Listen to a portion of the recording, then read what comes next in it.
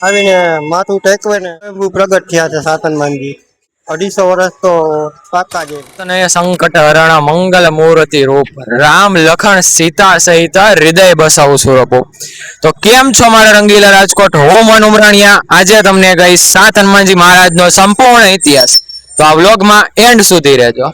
મંદિર તો બહુ મોટું અને પ્રસિદ્ધ છે, જોઈ શકો છો એ પ્રમાણે. મંદિરની સાથે સાથે ધજા પણ એવડી ભવ્ય. રાજકોટના દરેક હનુમંત ભક્તોનું આ મંદિર પ્રિય છે. તો ચાલો આપણે પૂરા પૂજારી પરિવાર પાસેથી મંદિરનો ઇતિહાસ મેળવીએ. સાત હનુમાનજી મહારાજનો શું ઇતિહાસ છે, પરચા શું છે, એ થોડોક અમને જાણો.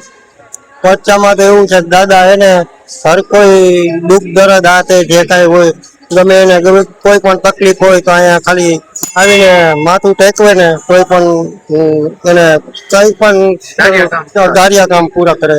અને દાદાનો પ્રાગટ્ય કઈ રીતના થયો? પ્રાગટ્ય સ્વયંભૂ પ્રગટ થયા છે સાત હનુમાનજી. સાત હનુમાનજી સાત હનુમાનજી પ્રગટ થયા છે. અંદાજે કેટલા વર્ષ થયા દાદા? અંદાજે મારા ખ્યાલ પ્રમાણે 250 વર્ષ તો પાકા છે. 250 વર્ષ થયા ધારે આ કામ પૂરું કરે છે દાદા. ભીડ કેવી હોય છે હનુમાન જયંતિ? શનિવારે તો દર શનિવારે એમ માનો ને કે રાજકોટ નું લગભગ પબ્લિક અહીંયા દર્શનાર્થે આવે જ છે. અને આજુબાજુના ગામનું આ કે નવા ગામ, છોકરા, માલિયાકણ બધા ગામનું પબ્લિક અહીંયા દર્શનાર્થે આવે જ છે. અને રાજકોટનું પબ્લિક પણ આવે જ છે. રાજકોટના પ્રખ્યાત એવા હનુમાનજી મંદિર માંથી એક છે ને. તો જોયો ને, જાણ્યો ને મિત્રો તમે પણ પૂજારી પરિવાર દ્વારા હનુમાનજી મહારાજનો ઇતિહાસ. અહીં મંદિરમાં રામ દરબાર તથા સાત હનુમાનજીની મૂર્તિઓ પણ આવેલી છે, સાક્ષાત સિંદૂરની, અને ઉપર મૂર્તિ સ્વરૂપે પણ હનુમાનજી મહારાજ બિરાજે છે. હર શનિવારે રાજકોટના ભક્તો પગપાળા ચાલીને હનુમાનજી મહારાજના દર્શન કરવા આવે. ત્યારબાદ સાત હનુમાનજી મહારાજના પૂજારી એવા સંત ભગવાને આપણને પ્રસાદી આપે ને ત્યારબાદ આપણે એમને આશીર્વાદ લીધા. જેમ આપણને પેંડા પ્રસાદીમાં દીધા બાપુ, એમ આપણે ધરાવા તો પડે ને, તો આપણે પણ પ્રસાદી લઈ લીધી પેંડાની, અને તેડ પણ લઈ લીધું ચડાવવા માટે. આપણા હાથે જ હનુમાનજી મહારાજને આપણે પોતે જ ચડાવી દેવાનું તેલ, એવી અહીં સુવિધા છે.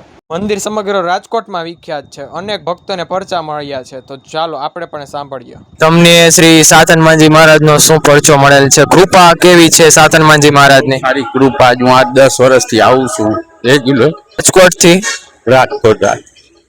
શ્રી સાત હનુમાનજી મહારાજના સાનિધ્યમાં ભક્તોને ગરમીના રાહત મળે એના માટે પાણીના પરબની પણ વ્યવસ્થા કરવામાં આવી છે, તથા અહીંયા અનેક જાતના કાર્યક્રમો પણ ગોઠવવામાં આવે છે, જેમ કે હનુમાન જયંતીએ સુંદરકાંડના પાઠ, રામનવમીની ધામધૂમથી ઉજવણી અહીંયા ભક્તો દ્વારા કરવામાં આવે છે, તથા શનિવારે અને મંગળવારે ભક્તોની લાખોના પ્રમાણમાં ભીડ હોય છે. તો તમે પણ જો રાજકોટ અથવા રાજકોટની આજુબાજુ વાળા છો તો ચોક્કસ આવવાનું ભૂલશો નહીં શ્રી સાત હનુમાનજી મહારાજ મંદિર.